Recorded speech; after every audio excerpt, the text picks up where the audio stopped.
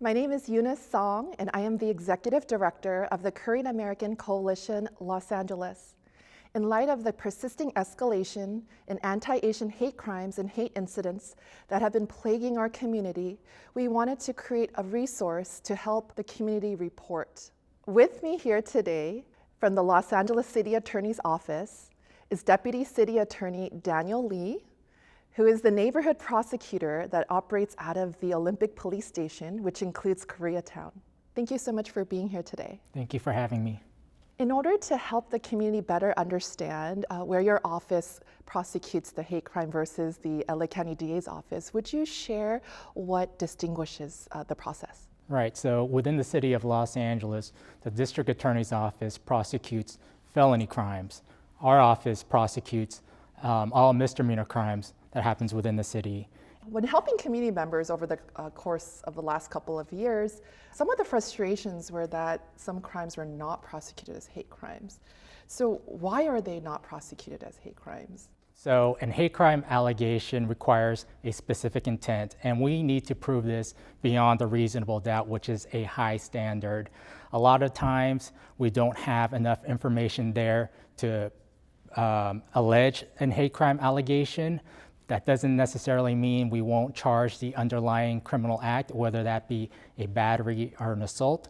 And that's why it's important for the community members when reporting these type of incidents to provide as much detail to the officer as they can.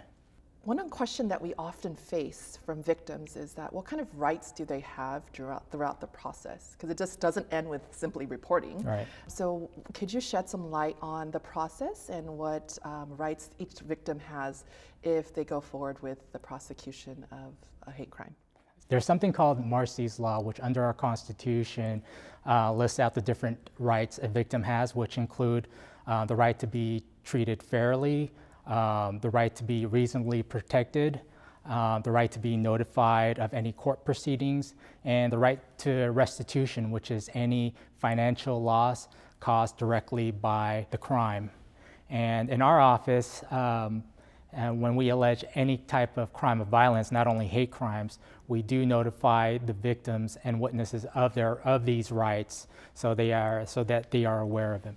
Oh, thank you. It's really important to understand those rights, but the whole process could be a little bit overwhelming for the victim. Not only do they face this hate crime, but this whole process could be daunting. So could you share if your office has any support that they provide for the victims that go beyond the sharing of information?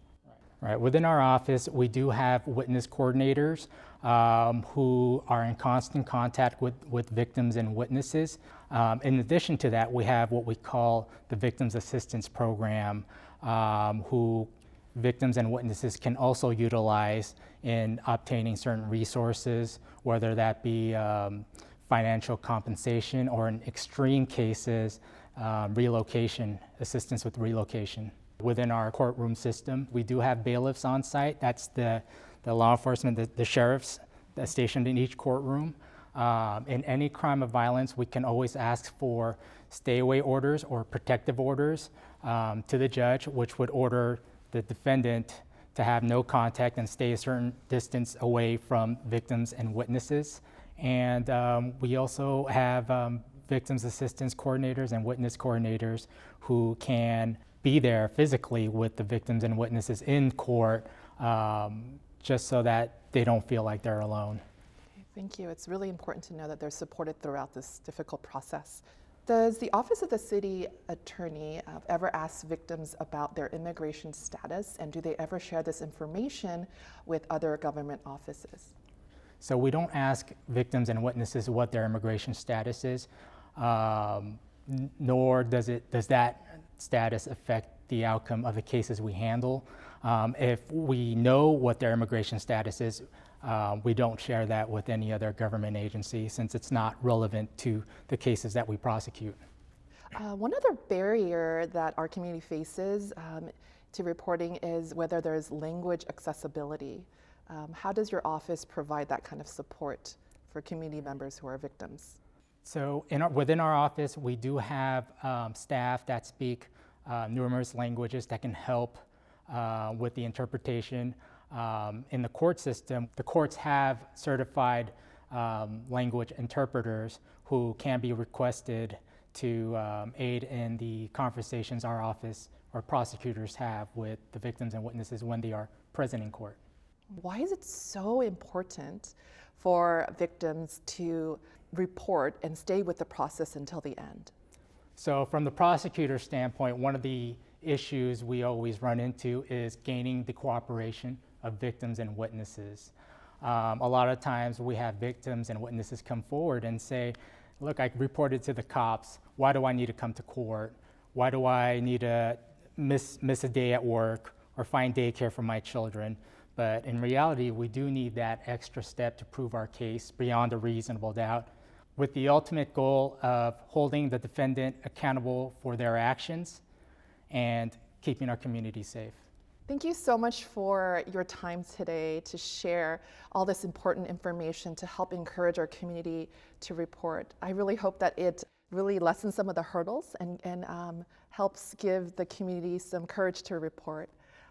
It's really important, if you are a victim of a hate crime or hate incident, to come forward and report. Your voice matters, and this is but the first step on the road to healing. It's really important because not only is it an opportunity to hold the offender accountable, but it's also important because it helps prevent future potential crimes. We are here to assist you if you have any obstacles. The law enforcement, as well as the city attorney's office and prosecuting agencies, are here for you to be a resource and to guide you through the process. We thank you for your courage and for your willingness to stand with us against hate.